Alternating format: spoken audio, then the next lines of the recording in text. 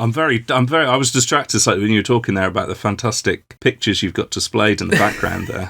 He's got too many, doesn't he? He's got far too many.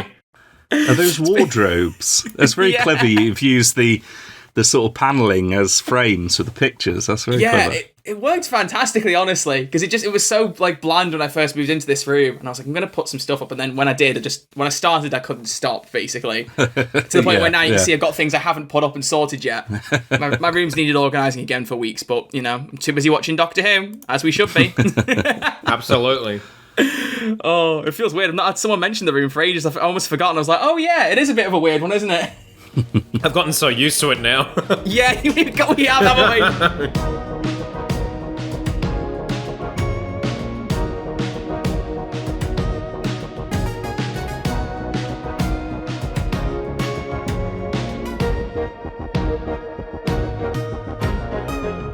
Hello and welcome back to Who's There, a Doctor Who podcast, a show where 3 Who-tubers talk about Doctor Who. I'm your host, Crispy Pro, and joining me as always is Troy Red Archer Life, but we are joined by someone else today. Troy, who are we joined by?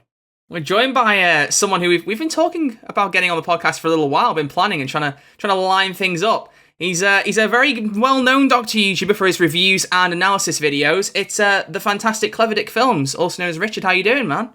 I'm very well, welcome. Thank you. It's a great honour to be on your show. Thanks for inviting me on. It's been a while coming, because you guys were waiting on me to pull my finger out and get this video done. But we'll get onto that shortly. Well, it works out well, doesn't it? I suppose because we're talking today about Series 5, and that lines up because your next video is all about the Matt Smith era of Doctor Who. So it's going to be a perfect storm, as it would be. Oh, nice. Which I could have said an oncoming storm, but I thought that was too on the nose. I thought that's where you were going. Wrong era. But I like that you held back. Yeah, I just, we've got to keep the jokes at least to a minimum to start with, because I'll only get worse as we go along, right? But yeah, so we're talking about Series 5 today, and then we're going to also talk to Richard a bit about his channel and what he does. But we've got to, first off, just give a little small mention to the new lick of paint the podcast has got, because yesterday was an interesting day for Doctor Who fans. I mean, for everyone listening, this is about a week and a half ago now. So, God forbid if we get any more news in the time coming, which we may well do. We'll have to do more emergency episodes. So, so just for context for everyone for listening to us recording this, we're recording this on the 26th of October. We recorded episode 32 yesterday.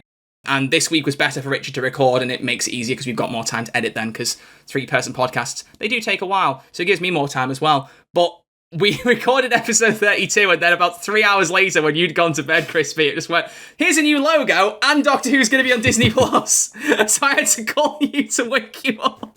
It was a fever dream when you called me, because I had my projector and I was so tired from the day that I just kind of like fell asleep.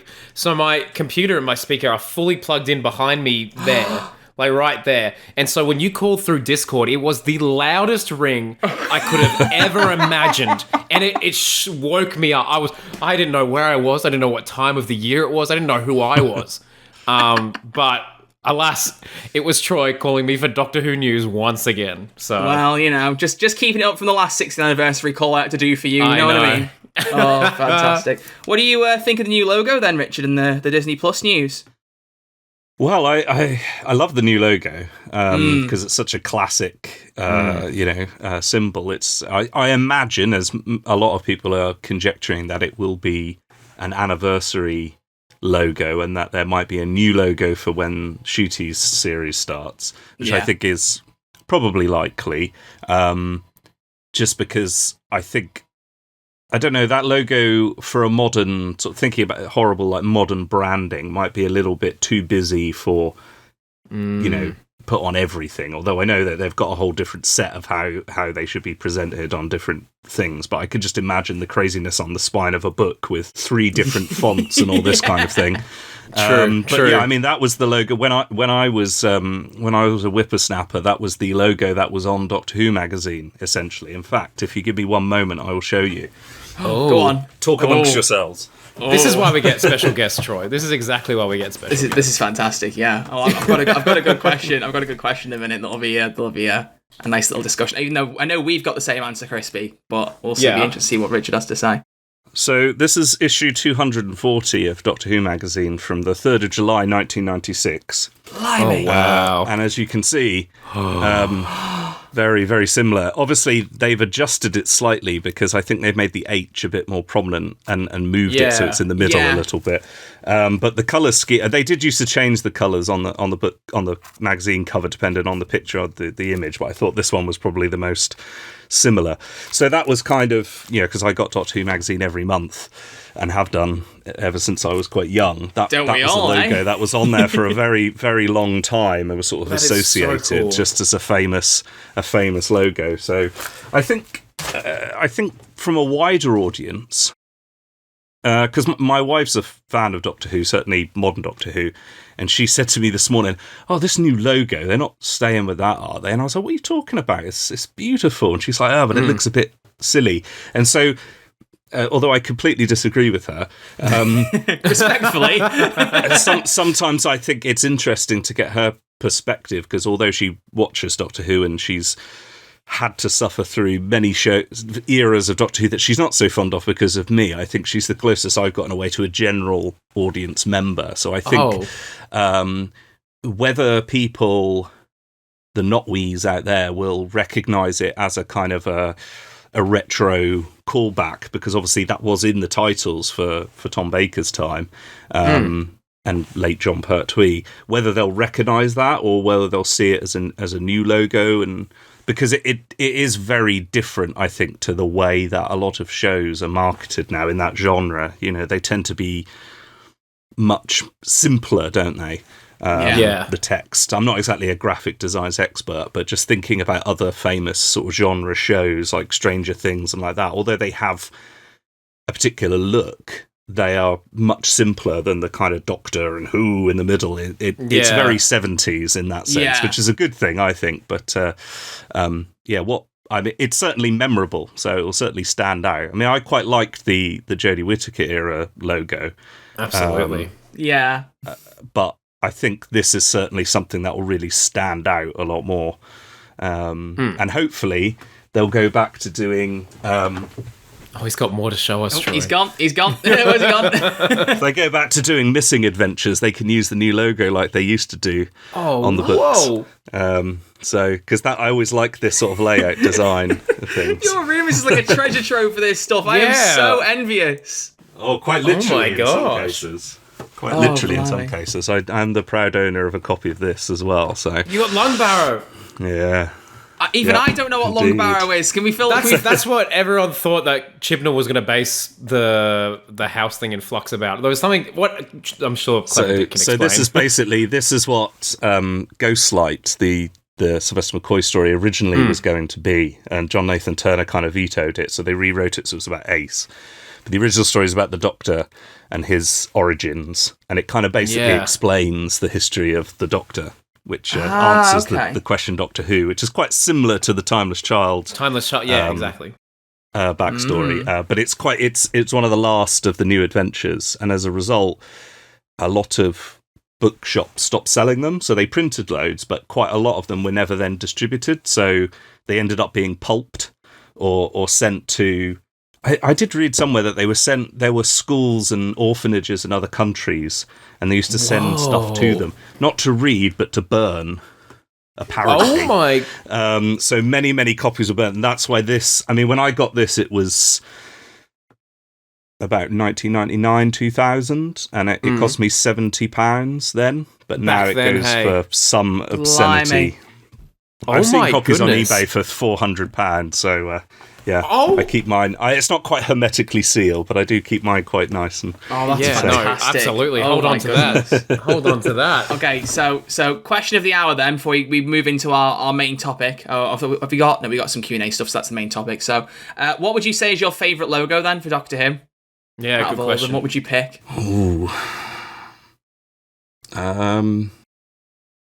That's true. I am. It might seem a bit sacrilegious to some people, but I am quite fond of the one, the recently departed Whittaker era logo. I quite like the simplicity of it, and I like the original. I think the font of the original one. But to be honest, if I was, it's difficult. I would say probably the. I love how he's always just able to reach for one to prove his point. Yeah, literally. Amazing. He's always got some kind of stimulus for us. Oh wow! So similarly, when they brought Paul McGann movie out, they redid the logo from earlier John Pertwee.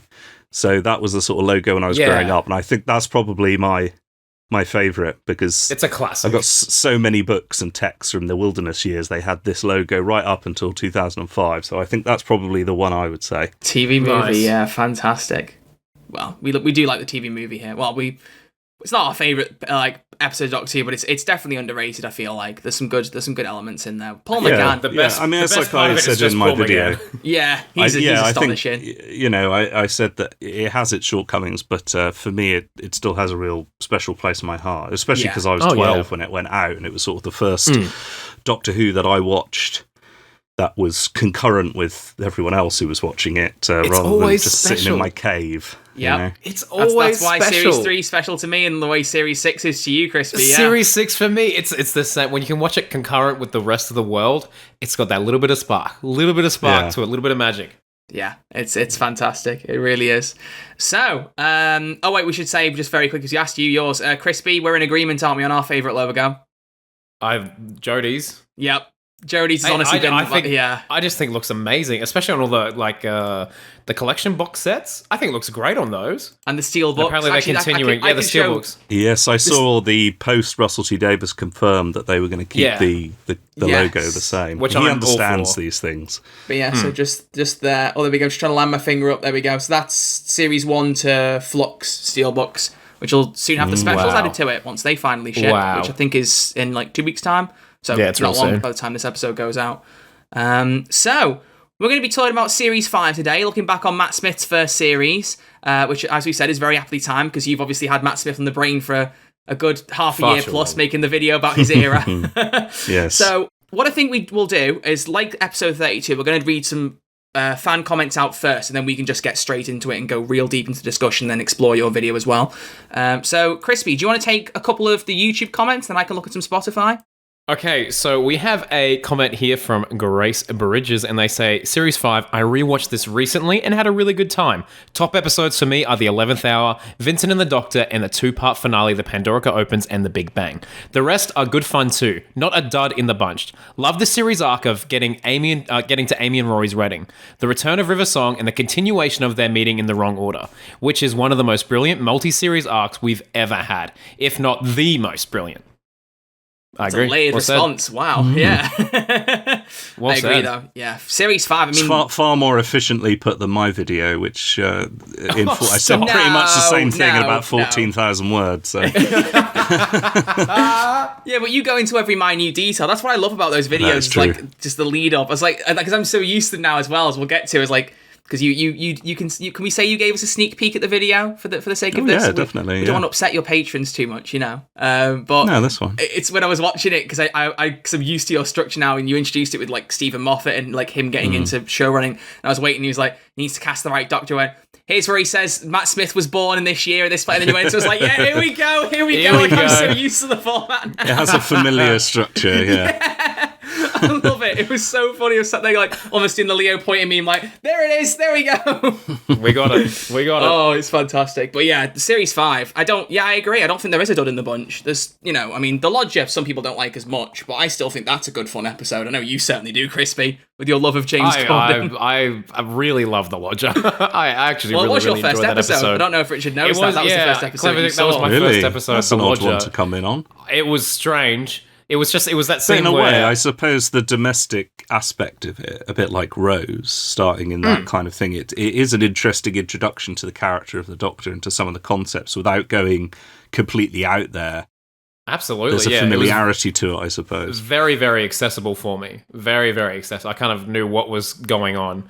But yeah, it was just that scene where... The first thing I remember was that girl going, "Can you help me? Excuse me, sir. Can you help me?" I was like, "This is creepy. I don't know what the heck's going on," and then fell in love from there. So, and look at where we are now. 1,000 subscribers. I know, yeah. I still love that we hit that just because we were recording episode 32 yesterday. We were about 997, 998. We were like thinking, oh, let's hope 2 people subscribe while we're recording. And then just as we were wrapping up, we got to 1,000. So we got to wrap up with that. It was beautiful. Couldn't have planned it better. Couldn't have planned it better. Podcast with a plan. Podcast with a plan, baby. It's what we always say. Absolutely. All right, let me pull out one from Spotify then. So the Beast Boss has said the 11th hour was a wonderful start, especially with the speech with him going through the hologram showing off his new look. The Sherlock-esque detective scene in the park was also fantastic. Yeah, the 11th hour is, obviously commonly regarded as one of the best series openers, and with good reason, because it's a fantastic piece of television. It's really, really good.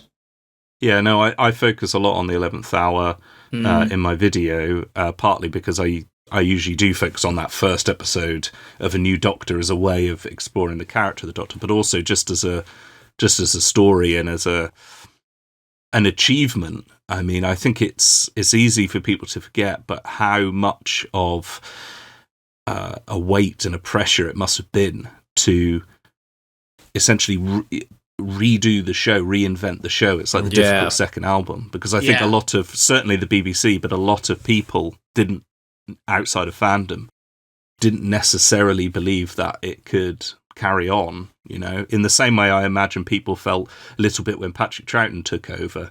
I think for the general public, although I think people were aware of different Doctors and things like that, they just didn't necessarily think it would work. So to do it so confidently, and also to essentially reinvent everything, which Moffat said he didn't necessarily intend to do. It wasn't something he went in with a game plan, but the fact that everyone was leaving, the lead, but also the production, the key producers and personnel behind there, they were also changing the studio, and so they just ended up reinventing everything: the TARDIS, exterior, interior, the leads, the sort of aesthetic, the music changes as well. It's Murray Gold, obviously, but there's another thing in my video that I focus on, that I think his music becomes, for me personally, better when it goes into that era, but also I think it supports the aesthetic.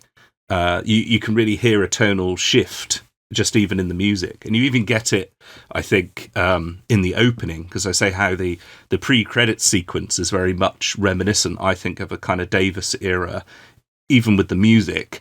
But then as soon as the credits hit in and you get the change in the theme, and then going into Amy as a child, or Amelia, praying to Santa, you get these tinkly fairy tale music, and it just tonally just shifts into another gear, and to do that rather than just trying to carry on with the same kind of look, the same kind of style, the same kinds of stories, I think was very brave, and the fact that they pulled it off so well, I think is something that people, I think, forget a little bit. Because as far as I know, the BBC at first, when Russell T Davies and David Tennant decided to move on, or particularly Russell T Davies, I think they did say, well, that's it then, we'll have to finish it. They weren't convinced, and it was Russell T Davies, as always, who had to convince them that, no, Moffat will do a great job, give him a chance, give him a chance, please. And a great job he did. Absolutely. I just love, obviously we all know because we've seen the episode, but just the phrase Amelia praying to Santa just really made me laugh. You think, that is a thing that happens. That's our show. That's our show. We love it. Oh, it's fantastic. And it's still interesting thinking about, the possibility with David Tennant being in that series. Because I always wonder about that. How would that have looked with David Tennant in the role instead of Matt Smith? Because that was an option for a while. Yeah, I think it might have been a little bit schizoid. I'm not sure, because Moffat said how he would have done something similar to what he actually did. But I think just the performance, it just would have changed. It wouldn't. The tone wouldn't have been. I think it needed to be reinvented after the at that point, the grandest thing that had been done, which was the end of time, and move it, where that Christmas when David Tennant was on all the idents for the BBC Christmas, you couldn't really escape from it. And I think that's the thing that a lot of people forget sometimes, is that when things peak in the sense of the audience awareness of it, there's always a sharp drop-off unless you do something different. I mean, you have that in the 20th anniversary, the Five Doctors, and then you have it arguably with the Day of the Doctor after the 50th anniversary and all the things there's a kind of not a drop off necessarily, but the enthusiasm, the energy of the general audience's enthusiasm kind of runs out a little bit, and I think that's where you need to do something a bit different. Absolutely. Yeah, it's true, isn't it? Because that's the thing, isn't it? It's kind of almost like an unspoken thing now, like, especially with modern era, when the showrunner is stepping off. The Doctor steps off as well, not necessarily the composer, Murray Gold didn't, but it's kind of like it signals an era change. I mean, we've had times where the Doctors changed, but the showrunner stayed, but we've not had a time yet in the modern era where the showrunners changed and the Doctor stayed the same. I mean, we kind of had maybe a tiny bit of a bounce back, obviously, with Russell T Davies and David Tennant, but not in the same sense. Tennant hasn't worked under Chibnall or anything like that. No. But yeah, it's that opener is fantastic. I mean, I've argued a lot more recently that I think The Woman Who Fell to Earth is probably the better introduction to a Doctor, like a first Doctor opening episode. But I still think 11th Hour is very, very close, because that is. It's like I said, it's a great piece of television. Are you gasping at that, Crispy? Are you disagreeing? I just wanted to see what Clever Dick would think of those comments. I would say that I think you probably. I'd have to reflect a little bit and watch it again, I think. But I think that, because I've never really done that comparison in my mind as such, but I think you're probably right from the point of view of the incarnation of the Doctor. The benefit of The Woman Who Fell to Earth, I think, is that it allows Jodie Whittaker to be her individual character a little bit more than arguably she gets the chance to do in subsequent stories, because there's so many companions. But I think that the 11th Doctor is probably better when you think about how it sets out a vision and a stall in that one episode for what the era's going to be going forward, which is something that I think is interesting that Moffat, and I'll have to explore when I eventually get around to doing the next instalment, because I think Deep Breath is probably more of a Matt Smith era type story tonally, with Vastra and the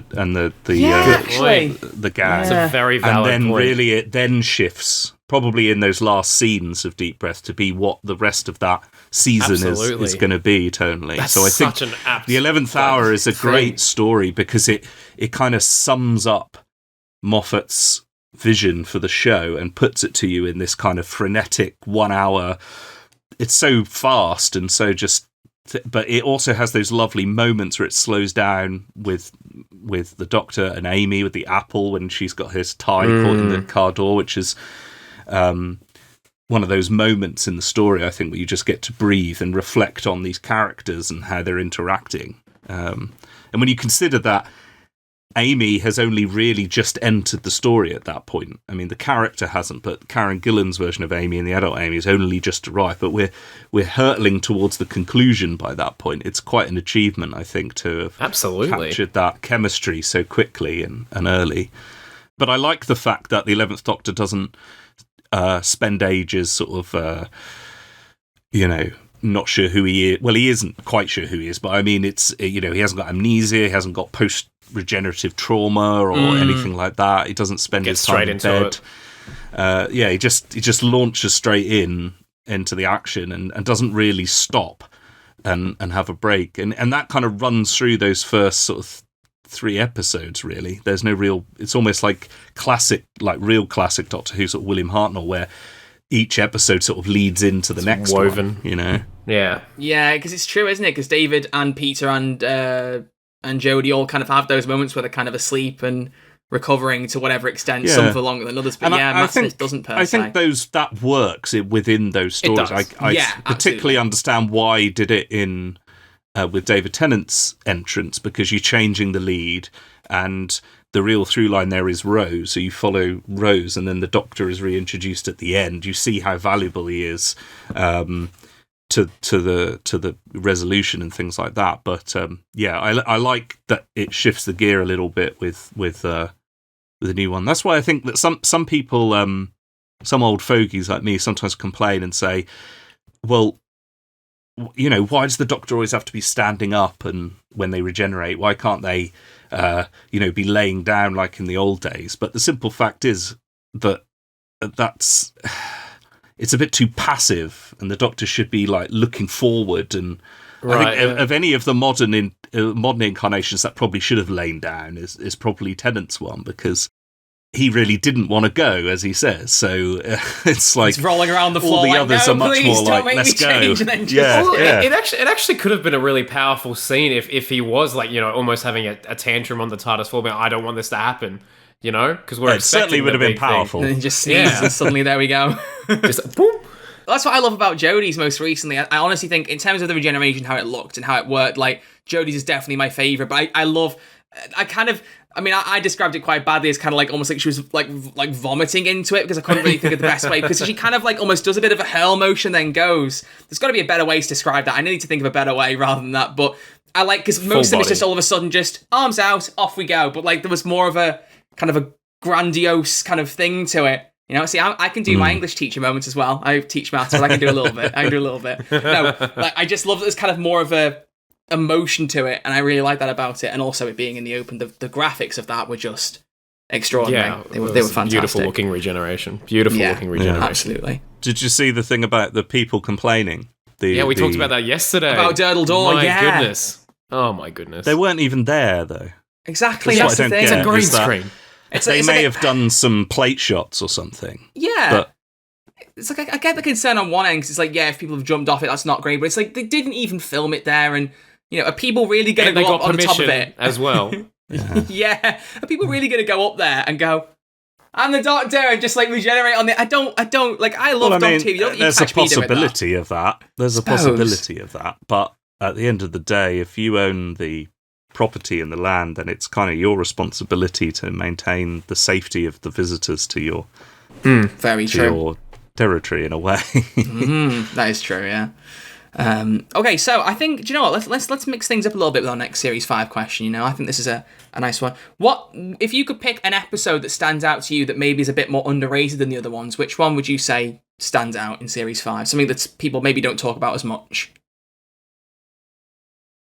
Oh, it's difficult, because although I've kind of given a bit of an overview of Series 5 in some detail in my video, I think I focused on sort of the big ones, and my favourite of that series is probably The Big Bang and Pandorica Opens, but certainly I think enough people, that's definitely not underrated. I think that is people discuss that in detail.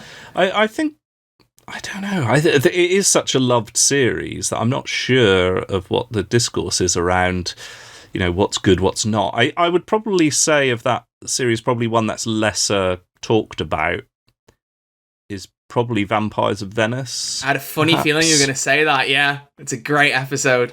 In fact, that was the first clip I saw from that series. I can't remember, it was on like Graham Norton or something. But there was a clip of him looking in the mirror and seeing the vampires in their sort of crypt. That was the first bit I saw, and he pulls out the library card, I think it is, of William Hartnell. Yeah, William Hartnell, yeah. That was a great scene. Yeah, I remember that on Graham Norton as well, yeah. Yeah, and I like that. I love one of the things that I really liked when Series 5 began was that they changed up I don't know the technical aspect of it, but clearly they changed the look of the cinematography, the grading and the lenses that they were using. It looks very different from Series 4. And I think that's quite a beautifully shot episode. Obviously, you've got the location work, you've got the costumes and all that kind of thing. I know a lot of people have a problem with he climbs up and literally presses a button to save the day.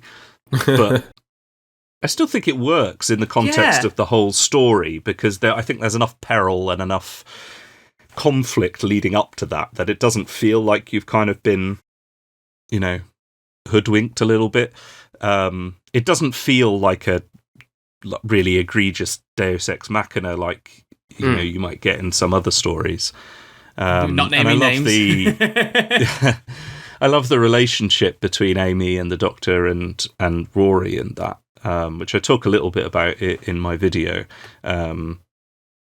There's obviously she's got this sort of infatuation with the Doctor at that point, but then you've got this jealousy between Rory, and it was weird because I don't know why, but when I watched Series 5, I was kind of surprised that Rory became a character. Like, I didn't expect it necessarily going forward. For some reason, maybe I was just blown away by everything in the episode, but I didn't really pick up on the fact that when, like you say, in that Sherlock Holmes moment in the park, where you first sort of meet Rory, I must have missed the line where she said, this is my kind of boyfriend or something. Boyfriend, yeah. I don't know. So when he then, I knew she was obviously going to get married because I saw the bit at the end where she got a wedding dress and a thing. I didn't pick up on it for some reason. So when he then came in, it was a surprise. I was like, oh, there's two companions and he's staying, which I quite like. I like it when the Doctor has two companions. I'm not so fond of it when the Doctor has three companions, just because I think it's very, very difficult to give each character an opportunity to get involved. Because every Doctor Who story, you're introducing guest characters. That's just the nature of the show.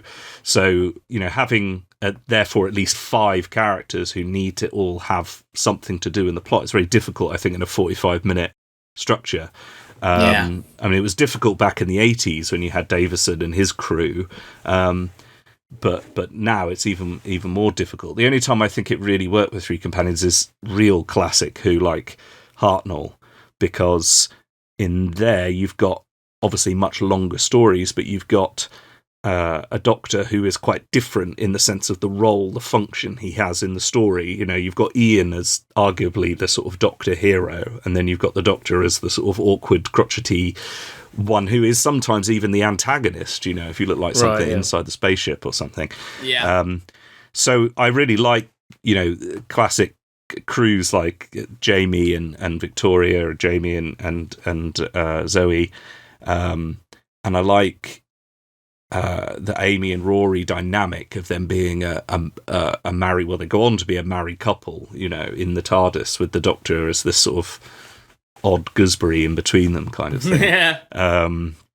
So yeah, that's nice. I just love that bit when she's been bitten and he heals her, and then he gives her a lolly. What it is, like it's like a I don't know what it is, like a humbug or something. And then he sits down and he's like, and she's like, well, if they're fish, it explains why they don't want to go out in the sun. And he puts his hand on her. Stop talking, breathing, and hush. Yeah. And then he does it with Rory, and then the other guy as well. I love the little dynamic between them. So I think that's something that really stands out for me. And I think also it's Helen McCrory, isn't it? That's the lady. Say, she's phenomenal. the villain in it, the villainess. And there's that lovely scene where they have a bit of a truce standoff, and then he walks out of the thing. And for Matt Smith to, I think it's quite incredible, and it's one of those things a little bit like the TARDIS that we just sort of accept. I mean, I was thinking about this yesterday or the day before. I was watching some Doctor Who, and I was thinking, it's quite ridiculous. The TARDIS in itself is a ridiculous thing. Not the concept, but the look. It's a big blue wooden police box that flies, but it doesn't, because we're so used to it. It doesn't seem as incongruous as it used to. But in a way, I think Matt Smith's like that as well, because he so convincingly carries off this idea. I mean, he himself is an interesting character in the way that he speaks and carries himself, but he's so young in that. And I notice this more now. I'm about just over a year younger than Matt Smith, so I was sort of similar age when I watched it. But now looking back, I think of this Doctor, he's over 10 years younger than me now watching it.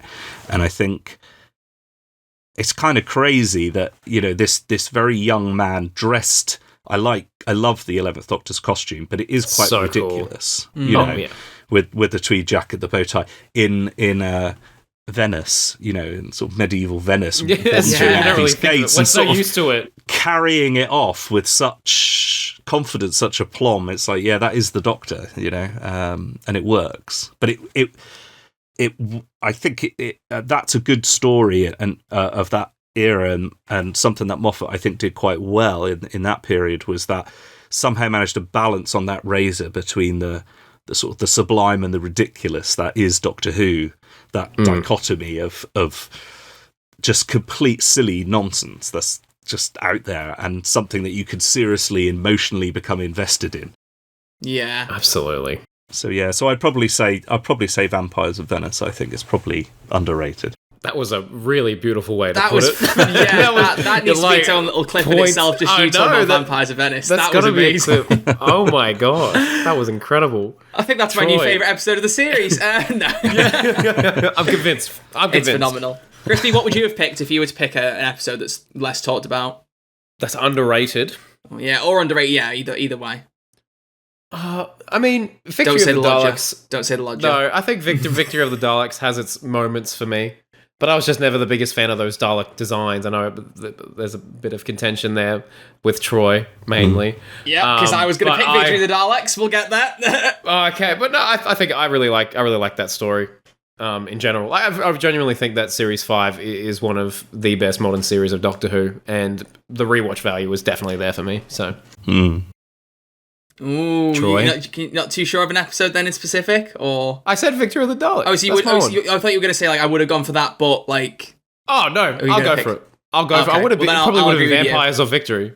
Well, because the thing I love about Victory of the Daleks in particular is that it finally gets rid of Russell T Davies, this is the last Dalek trope, which worked for David Tennant's run, but there was only so many more times you could go, this is the last Dalek, true. And all of a sudden they're all back.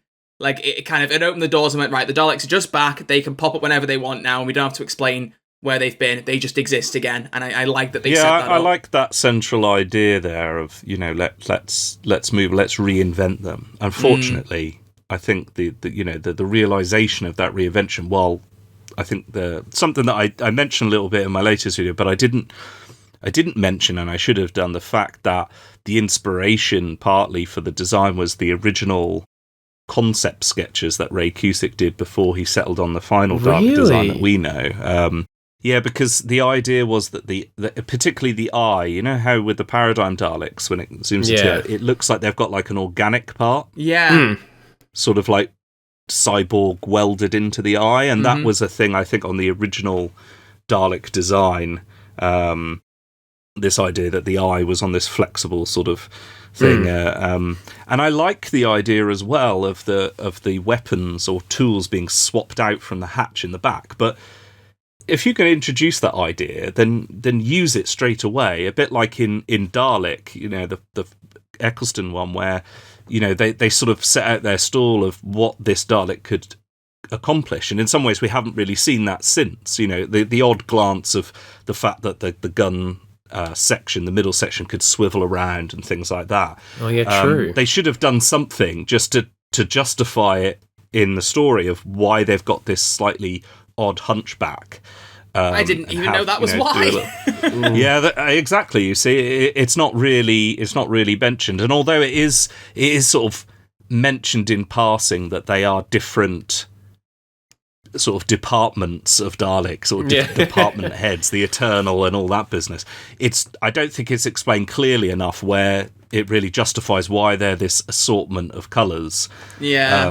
Because when I didn't like that design at all when I first saw it, but then I played the adventure games that came out about the same time, and the first one was a Dalek story, in and London. It had just the red drones driving about.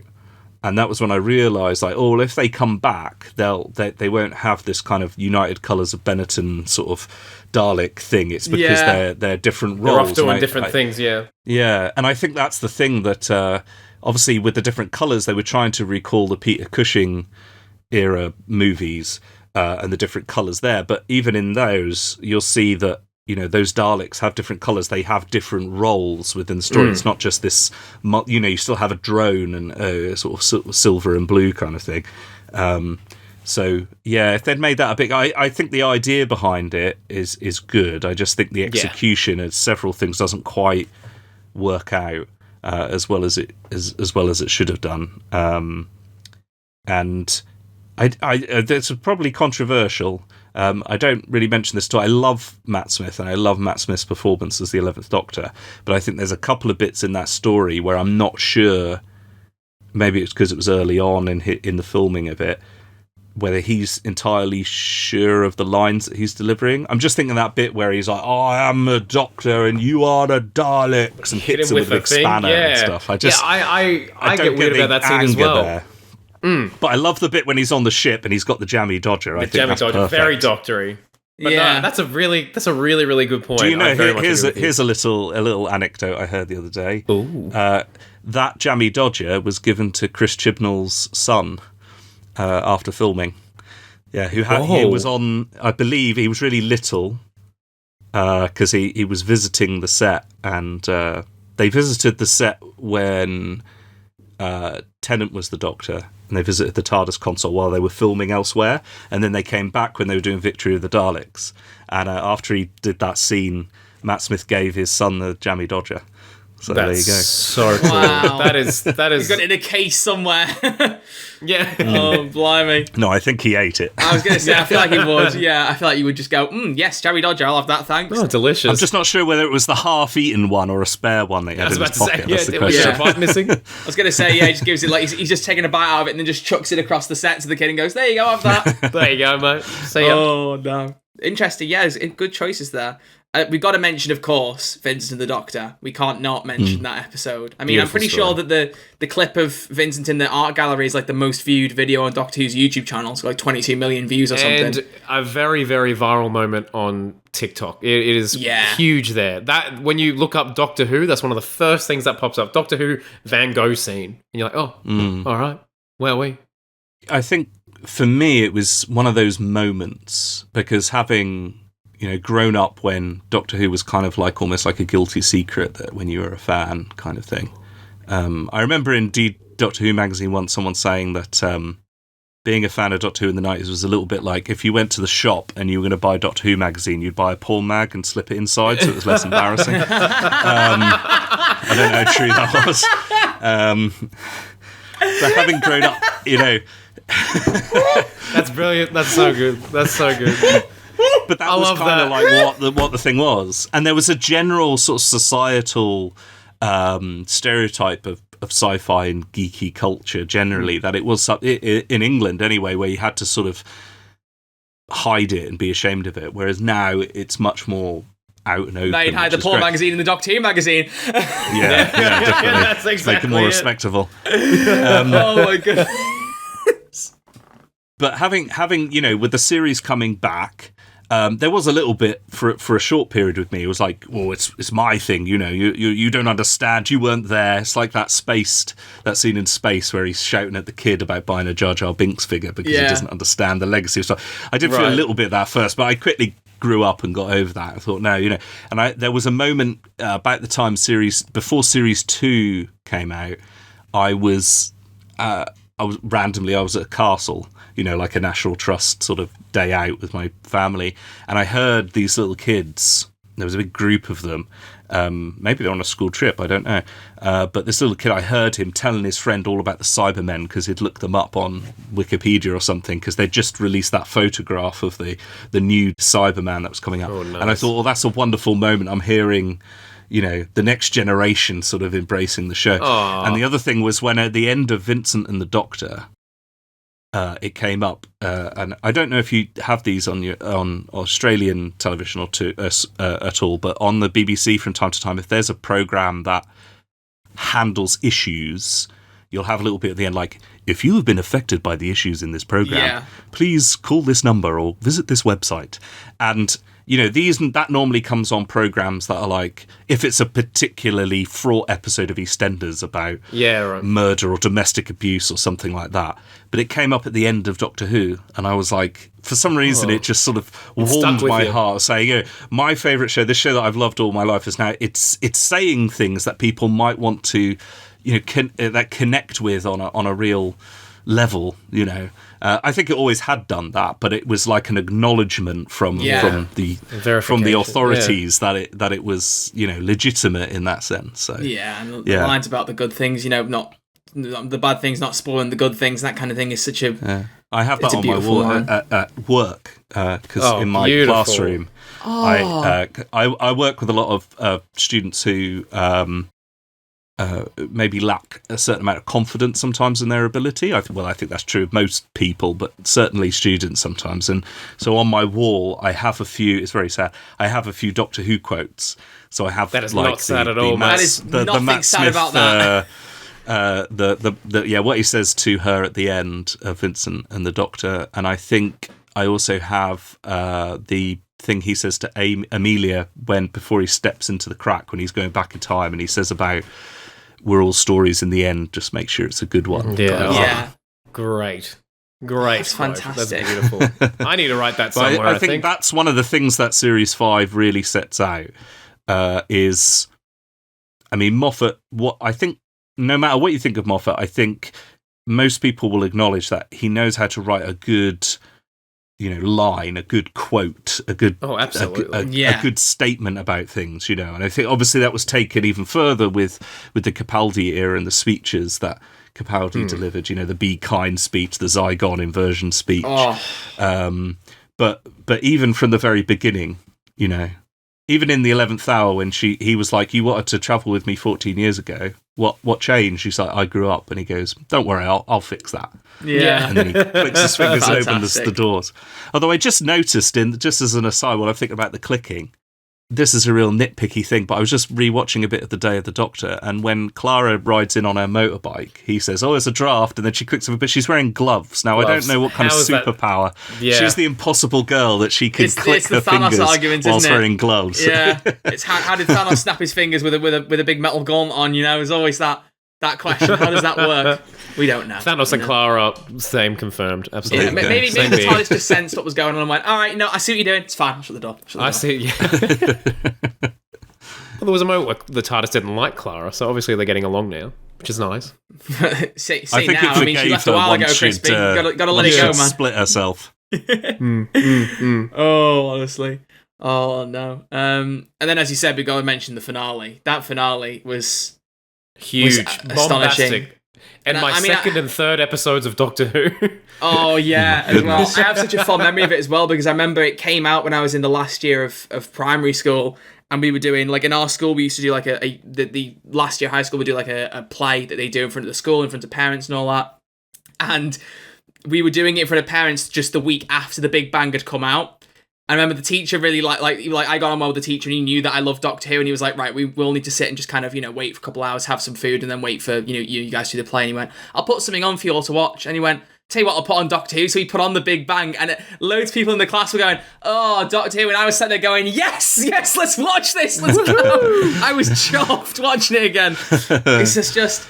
Because, I was heartbroken after David Tennant left. I was crying my eyes out right the way through the regeneration. I was just like, as most people are like, no, I don't want another Doctor, I want David. But by the end of the first series of Matt Smith, I was on board. I loved him. For me, and I mentioned this in my video, is the moment where the camera's, the Doctor is imprisoned in the Pandorica, and then the camera zooms out from Amy's dying body with Rory. Yeah. And then you see the universe basically exploding in the background, and then the music cuts out with the silence will fall sort of thing. I just thought this is my favourite series of Doctor Who, I felt at the time. I think that it just in the sense of how much it fitted what I like from Doctor Who, and just the concepts. I think that's something that Moffat really brought to... obviously he brought it in his stories that he'd written prior to when he took over showrunner, but... the way that he, arguably later, perhaps he disappeared a little bit up his own backside and made it a little bit too convoluted, but the way he wasn't afraid to take some of the really out there concepts, especially with time travel, which is something that I'd always loved. When I was really young, I was really into Back to the Future, used to watch it on repeat. Very good. And I loved Back to the Future 1, but what I really liked was Back to the Future 2, where he went back to the events of the first one and had to almost not interact with himself. The cleverness of that, and perhaps that, because I meet people from time to time who just don't get time travel ideas or science fiction concepts, and I think that they'll find Inception ridiculously complicated, and for me, I suppose just because I've been steeped in sort of sci-fi time travel shenanigans for so long that I just get it, and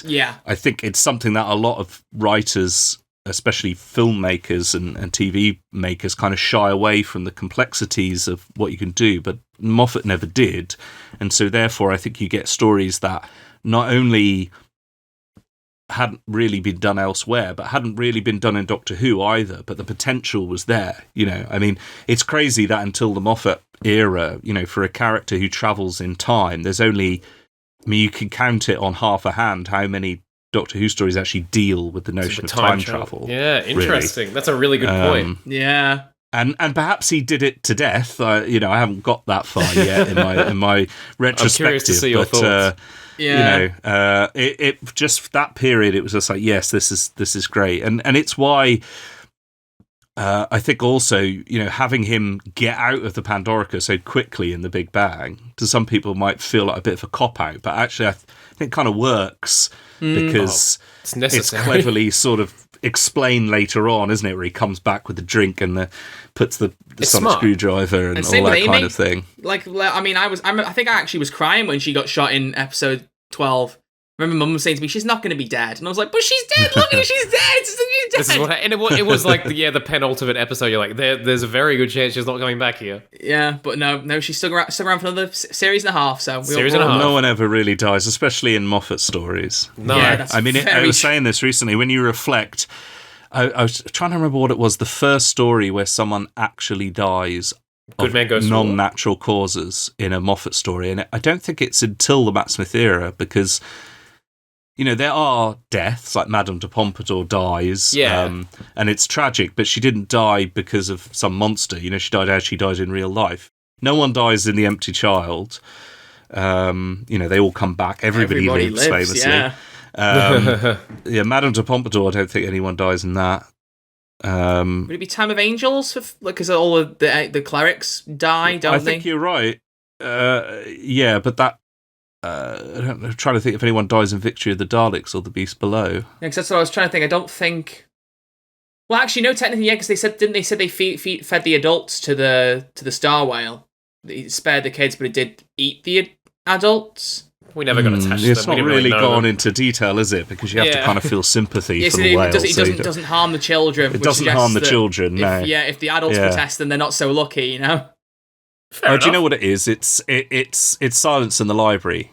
That's the first Moffat story where someone actually dies because the Vashta Narada get the people. But generally he's got form of bringing people back from the dead when you think they still get to live River like doesn't the Matrix die. And stuff. Yeah. Oh, that's true. They don't die, do they? Yeah. So no one dies in that either because they're all at the end. If all else fails, introduce a lesbian puddle and it'll solve the day. It'll save the day. Which I liked anyway. I thought that was a good callback. But on the concept of the death and the companion's death, I think one criticism I would have, and I didn't bother going into the video, but I probably will when I talk about Rory eventually, is that I quite like Amy's Choice as a story. Banger. And I get that his death is what allows her to make that choice recognised. So she even says, I never told him that I love him, which is crazy. She never said she loved him, and he got engaged to her. But that just goes to show their weird relationship. But she said, "I didn't. I know. It's only him that I want," and I think that works perfectly. But then, of course, he dies in the next story. So his death, which is probably the most important part of that Silurian two-parter, is kind of undercut by the fact that he's already kind of died once, then he dies again. So it robs it a little bit of its significance. Perhaps there could have been another way in Amy's Choice to have done it, because he's died so many times. It's a joke. It became a joke in the show. Yeah, exactly. What was the even in Angels Take Manhattan, where he's like, twice the same night. Who does that? And she's like, you might have come back. When don't I? It's like, it's good because they're kind of like self-aware towards the end. Right, I feel like we should talk a bit more about your stuff. So to wrap up series 5, absolutely. If we were going to give this a score out of 10, let's be real, like nitty gritty. If you're going to give series 5 a score out of 10, Richard, what would you start off? What would you give it out of 10? Oh, I'm not very good at ranking and rating things in that way. You review and you move on, yeah. Pressure's on. I don't know, because at different times, and it depends on what metric you're measuring it against, But I think for my enjoyability alone, and as you say, the rewatchability of it, it's certainly up there. I'd give it probably 8 or 9, I'd say. Good. Yeah, Very yeah. respectful. That gives Very me a bit of respectful. wiggle room in case yeah. There's a couple of parts in it that I think are misjudged. I think, for example, and haven't aged well either, Amy's assault, essentially, of the Doctor at the end of Time of Angels, I think is unfortunate. Even I Moffat, get why it's there. Did Moffat kind of go out and go, ooh. Well, yeah, I mean, he said, "Oh, I shouldn't have done it that way." Although I don't think his reservations were so much about the inappropriateness of it, but the fact that it's played for laughs when it should be a more serious, dramatic moment. But I think the reason why it's played for laughs is because it's come after quite a weighty episode that's setting up things later in the series, and perhaps he felt comic relief. But I think times have changed a little bit. I mean, it is Absolutely. so recent, and yet it is quite a long time ago now. Yeah, I don't absolutely. think you'd probably get an episode like Conversation's that. changed a bit. But yeah, and then, there's a couple of sort of I must admit, I find the Silurian two-parter a little bit, dare I say, slow and a little bit boring in places. Could have been one episode, maybe. Probably has my least favourite cliffhanger in the modern Who. I always remember, because my nephew, who's 19 now, so he was the prime age when that was on. He would have been 7 or so, and we went to my brother's house for that weekend, and my parents were there as well, so it was the whole family, and we all watched what's the first one of that? Hungry Earth? The Hungry Earth. We watched that one, and I just remember feeling that everyone was a bit bored by the end. It's the worst feeling when you're a Doctor Who fan and you've got other people watching with you. Especially my nephew. Yeah. And I thought, this could be the episode that puts him off. It didn't in the end, but I don't know. So maybe it's just because I'm not quite getting what I thought, but I got what the community of my family thought. Yeah, right. And I just felt this was after quite a superlative run of stories. That was the first one that just sort of was a bit of a hit and a miss. There's some great performances in there, and again, although I still can't get on board with the Silurian redesign. I know why they did it, but I just think nowadays, considering the Sea Devils that we had in Legends, they probably have the balls, if that's the right word, to try and get a kind of rubbery CGI version of a Silurian to emote. Yeah. Like, I can relate to cool. a blah, blah, blah thing rather than, Yeah, it would be good. So, yeah, 8 or 9, it gives me a bit of wiggle room for those little things. Yeah, I think I'd probably settle on maybe an 8.5. What about you, Crispy? I'll say an 8.5 as well. I think it's probably, it's one of my favourites of New Who. Absolutely. I've got a sheer fondness for that series. Yeah, that's the other thing. It's like I'm trying to think about comparing it to other series, because kind of like my 3 standouts are Series 4, Series 10, and Flux. Flux might be a bit of a hot take, but I loved that. And like those are the 3, like if I look back, I'm like, they're the 3 that like mean most to me. So I'm thinking if I was going to give them anywhere near a 10, I can't give Series 5 a 10 then, because it's close, but it's like, I don't know whether I'd give it top marks. I just not so sure. But there's some fantastic stories in there, and as you said, there isn't a dud in there. It's a really, really good series, really strong. I'd probably very, say very I strong. don't know because I don't keep track, but out of the modern era series that I've rewatched the most, I'd probably be that series as well. Nice. And there was that was also coincident. That was the first year that I became a teacher. I trained to be a teacher, but that was the first year I got the job at school, and it was interesting to see teenagers who, like Doctor Who, they like this version. And it was quite funny, actually. It was around the time that I think The Big Bang had just gone out, and that following week we had like an activities day where people, signed up to do different activities. And there happened to be, I used to teach history as well. And there happened to be an activity which was like an archaeology dig, because in the town, in the village where I worked, there was a field that was going to be developed and built on, but a local archaeology society had discovered that there was like a Roman midden, which is essentially a bin, and so for the activities day for a couple of years, we used to get a big group of kids together and go down to the dig, and we'd all there with our trowels pulling things out, and the Big Bang had gone out, and there was this one girl who's really into Doctor Who, and I just remember talking to her and saying, well, maybe we'll find Rory, we'll dig him up or something like that. So pulling like Roman hairpins out and stuff like that, because it was a Roman thing. And then one day when I wasn't there, they did actually find a bit of someone's skull, so the whole thing had to be shut down when they get the police. Blimey. Even if it's thousands of years old, the police have to come in and all that. But I wasn't there for that exciting day. That's Rory. Oh, but dude. maybe it was. And we said, you said she came in, and I said, you found Rory then, did you? Yeah. Oh, blimey. They unearthed the skull, you just hear, dude. Just like go straight in. Blimey. Oh, I don't know. But yeah, so Series 5's phenomenal. So to wrap up our episode, I want to talk a bit about obviously what you do. So I think interesting. I think something to start off with, just to kind of get a bit more of an idea about your experience with Doctor Who and how it led into your content. So, at what point did you get into Doctor Who? What started you off? Well, it's a difficult one actually, because I can't really remember. I was born in 1984, so I don't remember. I don't have a clear memory of classic Doctor Who being transmitted live. I probably did see it, but because my mum in particular and my older brother both liked science fiction things, so it was probably on. I think probably my earliest memories of Doctor Who is probably around the 30th anniversary, because we had got Sky Television by then, and so we had access to UK Gold, and they had a sort of weekend celebration for the 30th anniversary. But it was very odd because they showed single episodes from serials. So I saw like episode 4 of Warrior's Gate and episode 4 of Logopolis, and I had no idea what was going on. But I suppose a little bit like you were saying, Chris, where you're sort of coming in at those stories, just the ideas and the characters and the concept sort of really grabbed me. But I did know what Doctor Who was leading up to that, but I'd say that it was part of my consumption of other things like Star Wars. And this is the weird thing, that all the things I grew up with have all come back. Yeah, they're all here again. I sound very hipster now, but I was into things before they were. They'd been cool, then they weren't cool, then they were cool again, and I came right in that middle part. So Doctor Who, Star Wars, Lord of the Rings, all of that I read and was really into when I was growing up, and then they all came back around about the same time.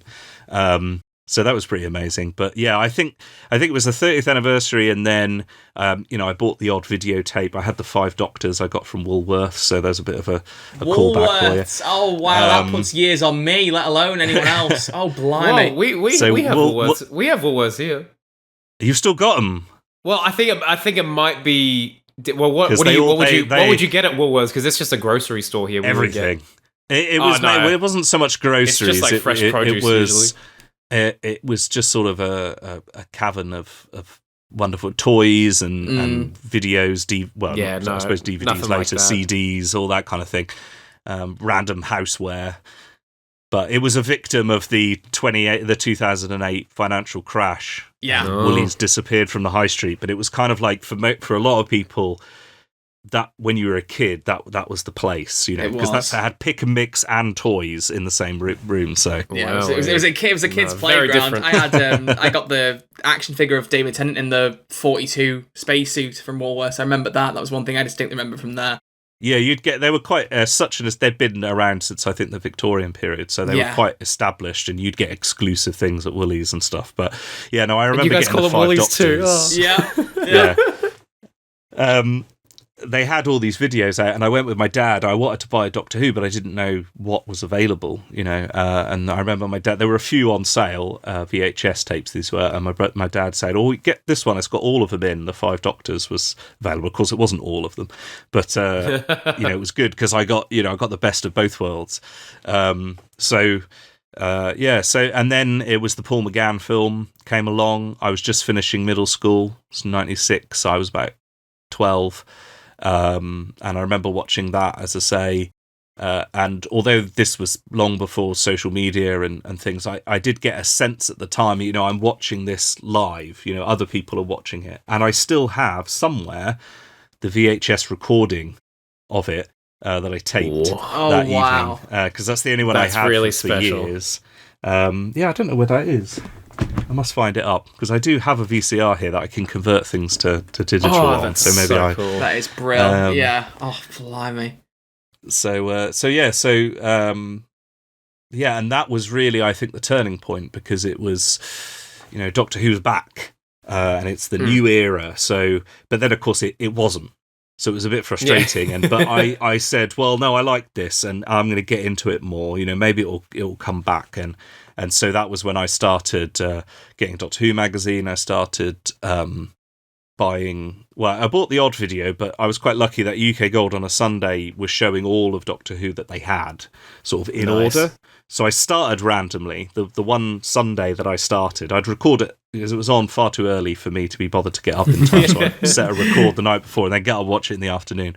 And the first one I got was Arc of Infinity, but then it went through. So went from Peter Davison, Colin Baker, Sylvester McCoy, and then back round to William Hartnell. Oh, wow. So that was the sort of the order that I went through. And I started reading the books. And for me, I think it was the books for a long time that was sort of like current Doctor Who. So I read all the Eighth Doctor novels and started getting the new adventures and things like that. And then, I was at university and the show came back. Wild. So Wild. It was that, and it became this big thing again. And suddenly... I didn't feel it was an odd geeky interest anymore. It was a bit more mainstream. Yeah. Wow. That's beautiful. Brilliant. That's beautiful. Well, based on that, then this is going to be the impossible question. I feel like. Do you have a favourite Doctor, or aside from that, a favourite series? Either or. Yeah, I don't have a favourite Doctor. Because they're all. I love all of them. There's a type of Doctor that I prefer, which is the more alien, the more eccentric, so sort of Matt Smith, Patrick Troughton, Tom Baker, I prefer, and Sylvester McCoy. I prefer that more to the more human, fallible. So like Peter Davison, David Tennant. I prefer more the kind of more eccentric ones. Yeah.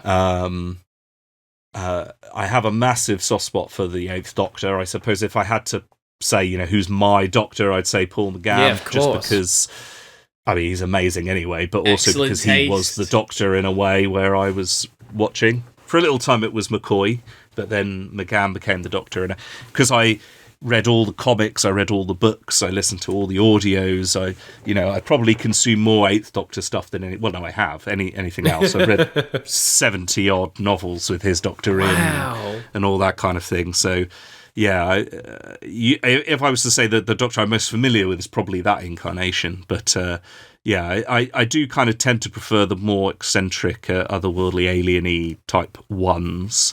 So I think there's three types in a way. There's the kind of that one, the eccentric, weird alien ones. There's the more human, relatable, slightly more fallible one. So like David Tennant, Peter Davison, Jodie Whittaker to some extent. And then you've got the kind of the more grumpy anti-hero sort of Hartnell, Eccleston, Capaldi sort of thing. And there's some crossovers and things, but generally you've got those three categories. So that's the sort of one that I prefer. My favourite series, the thing about it is because it's been running for so long, it's a little bit like bands or music where on one day a particular song or a particular band is how you're feeling that day and that's your favourite, and then another day you'll sort of change. And I think that Doctor Who is such a long-running programme with such a variation in its style and theme and tone. It's very difficult to say this is my favourite. I am very, very fond of Series 5 of Modern Who. That's probably my favourite season as a whole for its consistent level. There are great stories, of course, in other series as well, but I think that's pretty consistent. I quite like season 1, so the original first series of Doctor Who. There's kind of a coziness to it, and it takes me back to watching it, and discovering it for the first time. And it's quite a good run as well. You've got the obviously Unearthly Child. That first episode is amazing still today, I think. 100,000 BC that follows it is kind of not as good, but it's interesting. What everyone says. Then you've got the Daleks. Then you've got Inside the Spaceship, which I really like. It's a bit weird how they all kind of go hysterically crazy, but then everything's forgiven at the end when they realise there's a stuck spring. Nice. But then you've got Marco Polo, which is one of my all-time favourites. I really wish I could see Marco Polo, as many people do.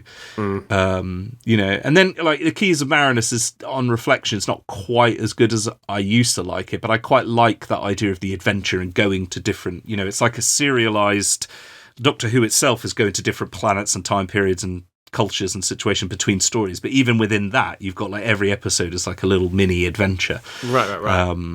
And things like that. So yeah, it probably season 1. I really like season 7, so John Pertwee's first one, for the same reason I think as series 5, because you look back at that and you think that that's probably the most comparable, I would say, in the sense of reinventing the show and setting out a very different kind of way of doing it. You start with Spearhead from Space so confidently comes in as this sort of B-movie version of Doctor Who, Quatermass style thing, and you've just got that first series. I mean, it's a little bit bleak in a way. I mean, if you look at those stories like Inferno and Silurians and things like that, it's a bit more unforgiving. It's a little bit more on the edge and scary, I think. But that.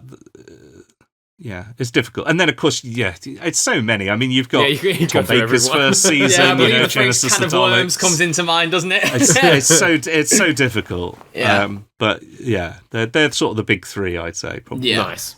Good choices, yeah, nice. So you've mentioned it bit by bit as you've gone through the episode, but we've got to finish off. Explain to us what it is actually that you do on YouTube. So what are these series of videos you do on Doctor Who?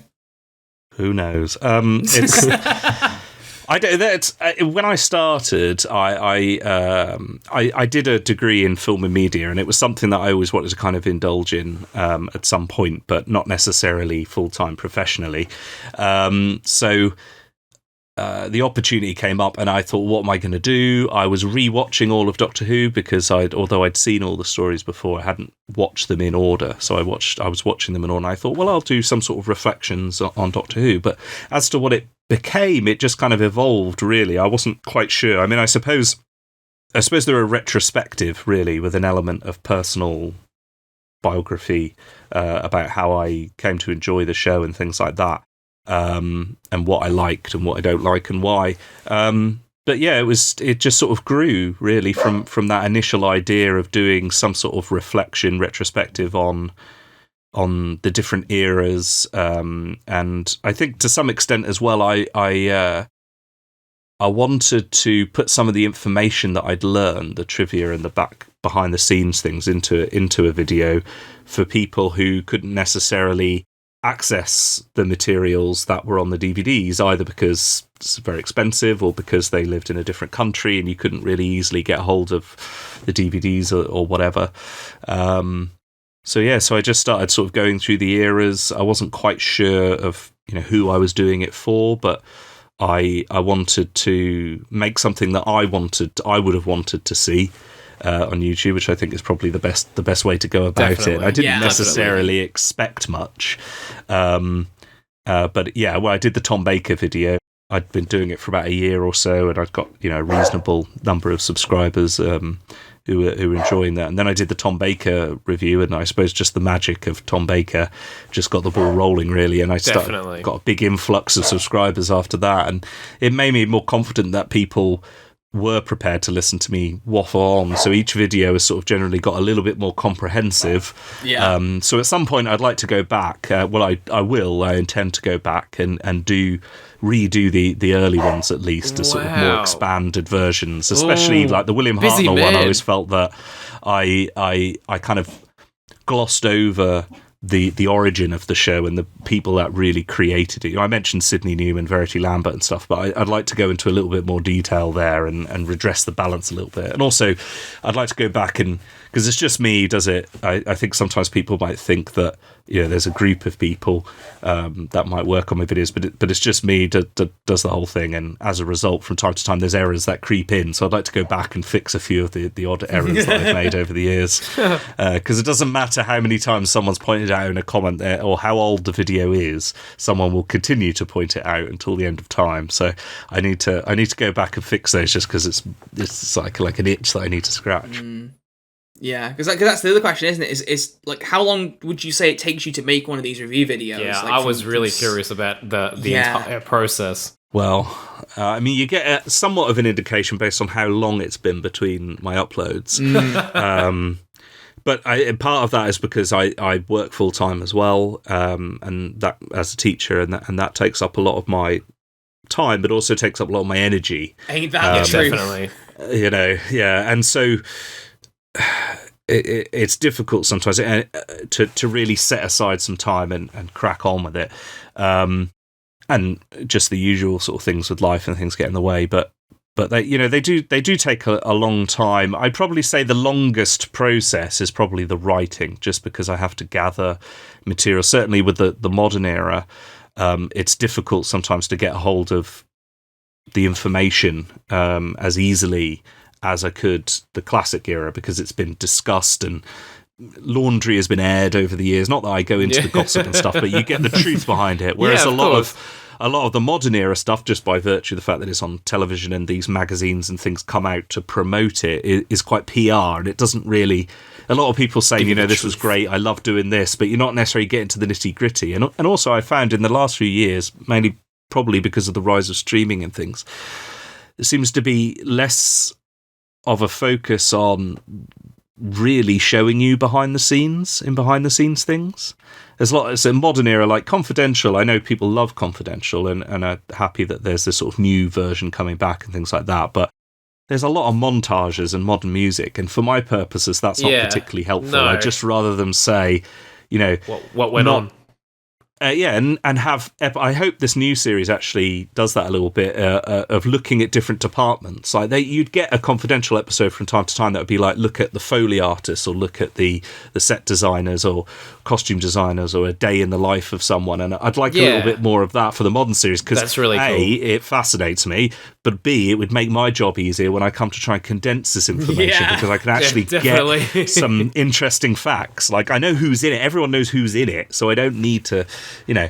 Anyway, so sometimes it's a bit difficult, and it's sort of coming up with, well, what do I need to cover in this episode? And I think for this latest one, it's the longest period I've been working on it, and it's been a long time coming, and I hope it lives up to people's expectations, because it's the longest one. It's just over 2 hours, so a lot longer than previous episodes. I think back to I look back at my Peter Davison one. It's 37 minutes, and I think, oh, poor Peter, you deserve more than that. So maybe there's more demand now to power the Doctor.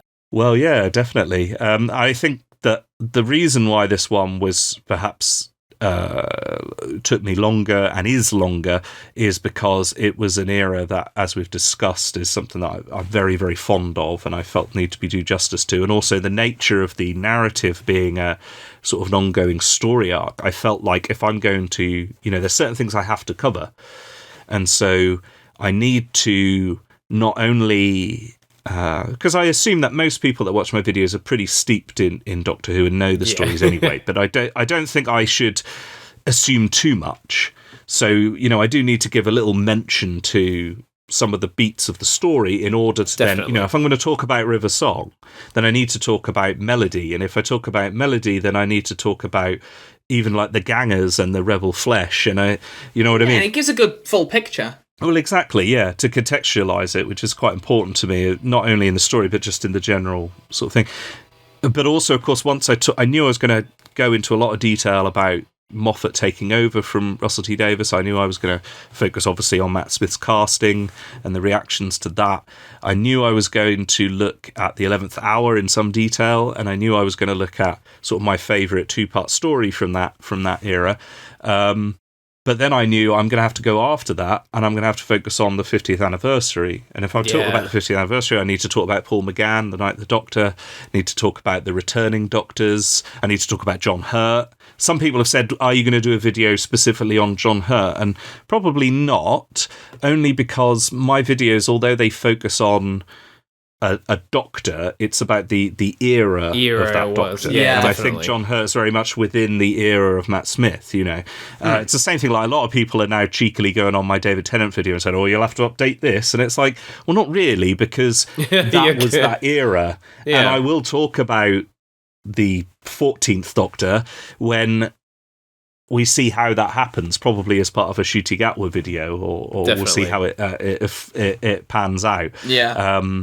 And I don't think that, the dream ending at the end of the Russell T Davies era, as I said it, is incorrect anymore, because I did say the dream could be reborn, and of course it has been, just in the same people's heads as well. So they take me. I would say that the writing of it is the longest period, and this latest script is 14,000 words. So it's a good chunk. Wow, and then of course I have to. My goodness. Yeah, normally episodes in the old day they used to be between 5,000 and 7,000. So this is a good double length of what I usually write. Wow, ridiculous. And I try to be concise as possible, whilst not, of course, just mentioning things. You've got to, if you're going to mention something, it's good to then have something to say about it. So things just balloon out that way.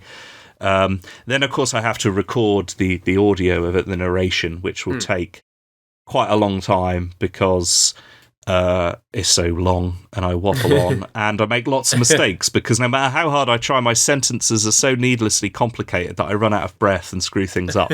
And then I go through and I take out every single breath that I make, because after a couple of videos of hearing that when I'm editing, I'm just like, that really annoys me. Yeah. So I just rather anally, I go through, take out every breath and think. I do that as well, every mistake. I was about to say, that's exactly what Troy does. That took me a week to do the editing of the actual narration. And once I've got that finished and sorted and sounding the way I want it to, I lay that down in the edit suite as a kind of a spine on which I then start to construct the video. And I think the hardest part of any video, and the bit that takes the longest, is the opening parts, where obviously I'm talking about whatever the showrunner's doing and then the casting of the actor, and I have to source photographs and images and put those in the video. But one of the things that annoys me is that a lot of images online are quite low resolution. I have, for this latest video, I've been using a lot of photos from the Black Archive, which has been shared on Twitter, which is really, really helpful. They're phenomenal. We were texting just the other day. Oh, wait. Yeah, it's fantastic, isn't flex. it? I know. They sent me a message, and I was like, oh, hello, hi. Yeah, they followed me on Twitter recently as well. Yeah, they're lovely. Shout out to the Black Archive. They have come in handy for YouTube thumbnails and YouTubers in general. So, well done. Well, I used to source a lot of images from a Facebook group that Matthew Purchase, I think, created, which has all like classic Who photos, but they're not high resolution. But then so I've sourced photos from the Black Archive, but then there's a lot of photos like, oh my God, trying to get photos of Stephen Moffat that didn't look exactly the same, because he always wears the same clothes and he always seems to have the same expression. Yeah. And one of the things that's really annoying, there's a bit where, because there's a bit in him his story of coming to Doctor Who was, Russell T Davies said, do you want to be the new showrunner? And he was like, oh, I don't know, because I've got these other projects and things like that. And he had a phone call with his dad, and his dad was like, no, of course you're going to do it. Look, here's a photo of you when you were a little kid reading a book. And I didn't have a picture. You'd think, for a man who works in an office, who writes, there's going to be a photo somewhere of Stephen Moffat holding a phone. But no, there's not. There's none. Doesn't exist. And then right at the end, when I was finishing the video, I was capturing clips from I was looking at the Five-ish Doctors reboot. And there's a little sketch where the different doctors are calling him to try and get him to put them in the 50th anniversary special.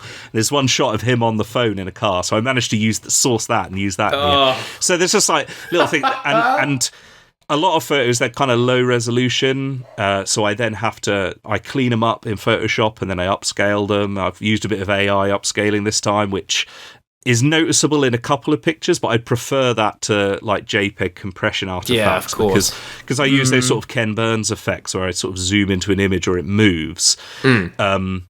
those show up more. So I've tried to clean it up. So that takes hours.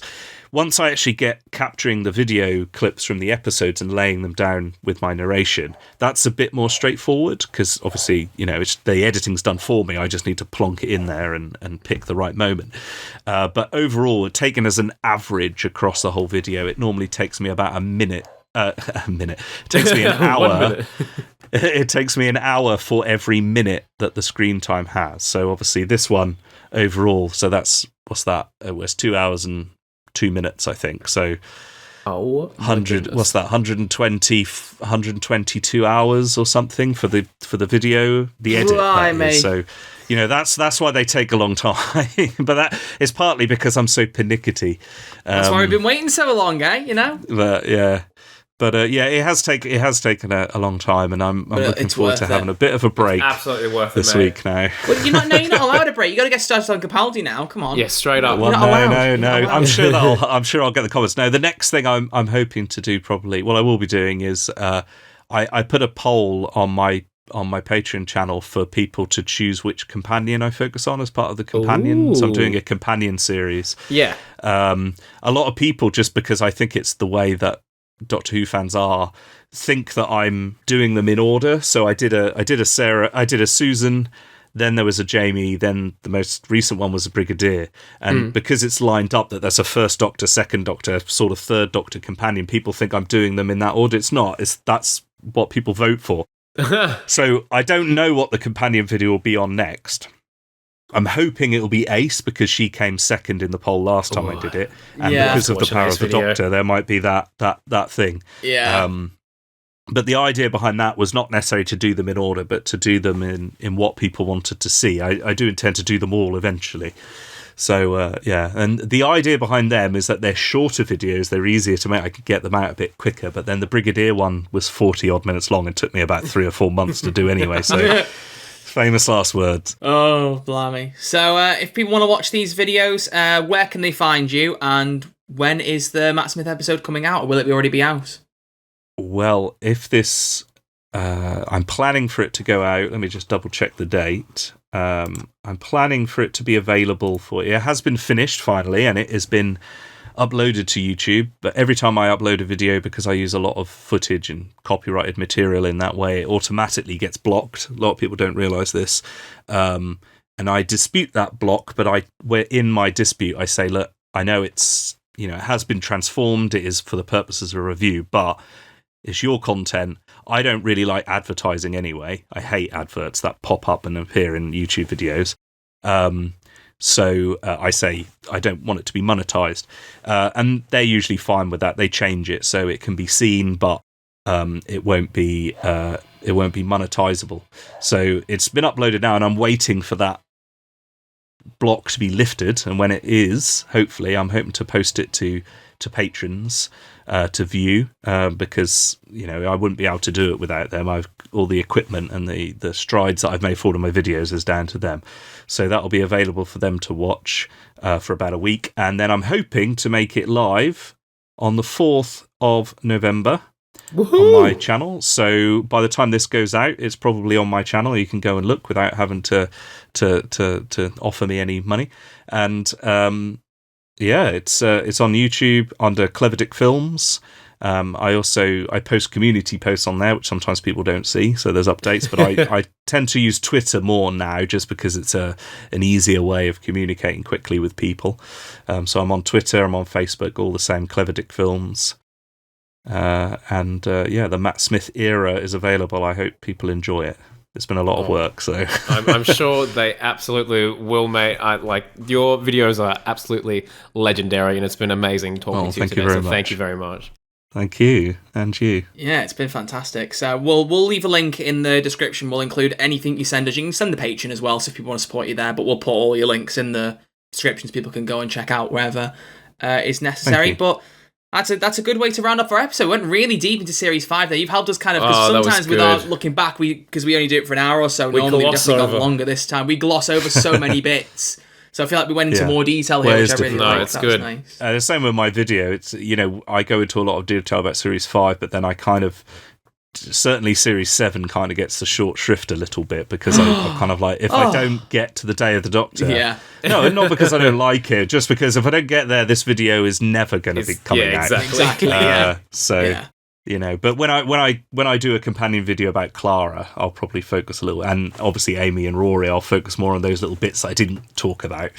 You know, it's difficult knowing what not to talk about as well. Yeah, you know? Yeah, exactly. Yeah. So, Crispy, have you got any closing comments for the episode?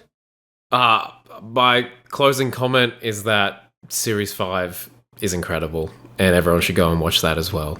Just to feel a little bit of nostalgia. But also watch the Matt Smith era review. You have to do that analysis. first. You have to do that first. And you'll probably look at Series 5 with new eyes. You will, yeah, exactly. Well, unless you haven't seen it before, because the spoilers galore. Well, yeah, that's very true. Yeah. Well, there you go. So thank you all, everyone, for listening and watching. We'll be back next Saturday in episode 34, which I believe, Crispy, are we going to be doing full 6th anniversary discussion?